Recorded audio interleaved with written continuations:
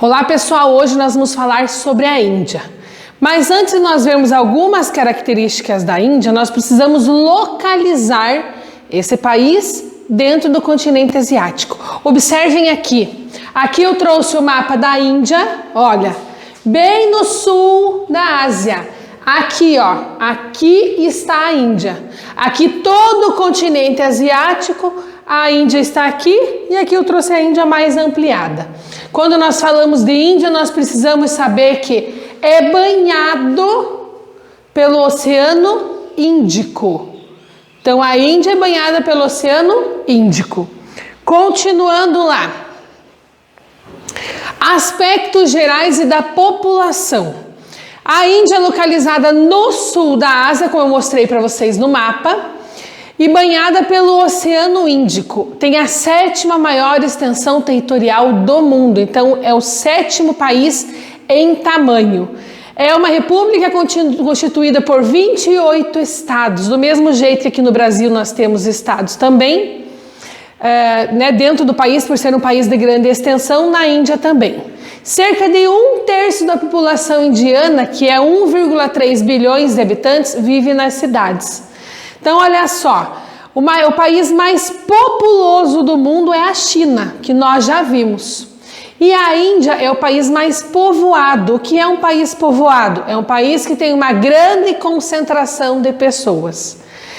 Além disso, a Índia é o 2º país mais populoso, então é o 2º país que tem mais habitantes no mundo. E 1/3 dessa população vive nas cidades. Quer dizer que 2/3 ainda vive no campo. A ONU prevê que em 2030 a população da Índia será a maior do planeta, cerca de 1,5 bilhão de pessoas. Por quê? A China está com 1,4. Mas a China, desde uns 20, 30 anos, durante uns 20 e 30 anos, teve a política do filho único, onde cada casal podia ter apenas um filho. É claro que essa política não existe mais desde 2015, mas durante muitos anos os casais só eram autorizados a ter um filho. E na Índia não existiu isso. Os casais continuaram a ter vários filhos, por isso que a população indiana continua aumentando. Em 2016, a taxa de fecundidade era de 2,3 filhos por mulher. Lembrem lá, não quer dizer que cada mulher vai ter 2,3 filhos. Algumas têm 2, outras têm 3 e outras têm 1. Feito uma média. No Vale do Rio Ganges estão situadas algumas das maiores cidades, como Calcutá, Patna e Nova Delhi. Por que essas cidades estão próximas ao Rio Ganges? O Rio Ganges é considerado o rio sagrado da Índia, onde as pessoas vão para se banhar, para beber a água e até mesmo para jogar as cinzas dos seus entes queridos quando eles morrem. Então, as cidades foram se desenvolvendo próximo ao Rio Ganges devido ser um rio sagrado. Mumbai, Nova Delhi, Bangalore, Calcutá e Chennai são algumas das cidades indianas que cresceram desordenadamente, cresceram sem planejamento. E essas cidades formaram os maiores aglomerados do mundo. Na Índia também nós temos grandes desigualdades sociais. Então, devido à grande diversidade cultural e socioeconômica. E aí nós vamos ver que essa divisão, essa grande diversidade, também é ressaltada no sistema de castas. A desigualdade social indiana é resultado da associação entre o processo histórico colonial concentrador de renda e o sistema de ascensão econômica de grande parte da população. Esses fatores resultam na estratificação social da Índia. Quer dizer que lá na Índia existe uma grande diferença social e tem um grande problema. Ao contrário do que acontece aqui no Brasil, então aqui no Brasil a pessoa nasceu muito pobre, ela pode por meio do estudo conseguir um bom emprego e melhorar a condição financeira da sua família. Na Índia não é isso que acontece. Se a pessoa nasceu em uma casta inferior, ela vai continuar naquela casta por o resto da sua vida e os seus familiares também. É uma questão de hereditariedade. O sistema de castas é uma forma de organização que se fundamenta na religião hindu e está associada às desigualdades sociais. A posição do indivíduo é definida pelo nascimento e não tem possibilidade de ascensão social. Então, observem ali, nós temos 4 castas. Ué, professora, mas tem 5 escrito, olha só. Nós temos aqui Brahmanes, Kshatriyas, Vaisyas, Sudras e lá, ó, os párias. A professora acabou de falar que tinha 4, mas apareceu 5, por quê? Os 4 são considerados como parte da sociedade e os párias não. Os párias, também chamados de Dalits, eles são considerados a poeira debaixo dos pés.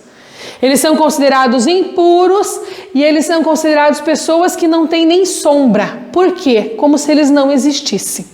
Por isso que são consideradas apenas 4 castas, porque são aqueles, o quinto, né, os párias, como eu falei, é como eles não existissem. Os Sudras são o quê? Os operários, aqueles que vão trabalhar, eles representam as pernas do deus Brahma. Os Vaisyas, eles são o quê? Os comerciantes, aqueles que compram e vendem os produtos nos mercados indianos. Os Kshatriyas são representados os braços do deus, porque eles representam os guerreiros. E os Brahmanes representam a cabeça do deus Brahma, que são os sacerdotes. Ainda falando da Índia, nós temos uma grande presença estatal, várias empresas que pertencem ao governo. Investimentos do Estado em ramos industriais para substituir as importações e tornar o país mais autossuficiente. O que quer dizer isso?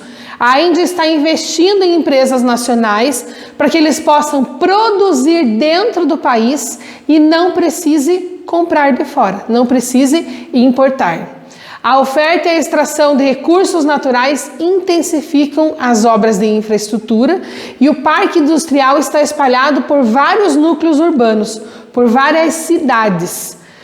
Extrativismo mineral e agricultura exportadora de produtos tropicais é o que emprega a maior parte da população.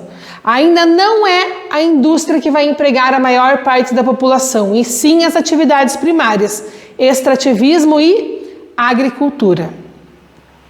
A integração do país no mercado global por meio do desenvolvimento de empresas de alta tecnologia e telemarketing.